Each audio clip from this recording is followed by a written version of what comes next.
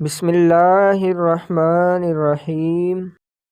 مستحبات سے قرب الہی نہیں حاصل ہو سکتا جب کہ وہ واجبات میں سد راہ ہوں۔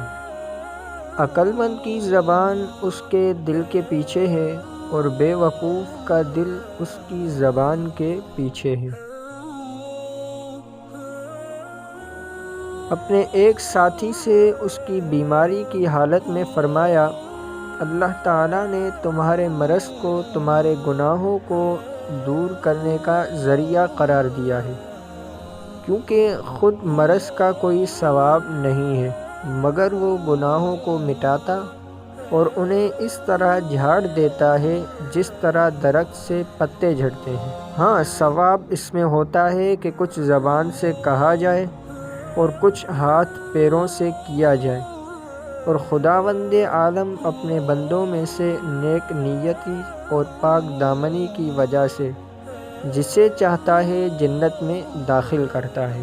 کامیابی دور اندیشی سے وابستہ ہے، اور دور اندیشی فکر و تدبر کو کام میں لانے سے اور تدبر بھیدوں کو چھپا کر رکھنے سے ہے۔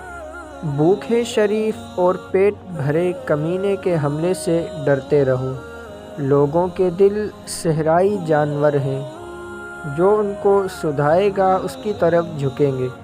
جب تک تمہارے نصیب یاور ہیں تمہارے عیب ڈھکے ہوئے ہیں۔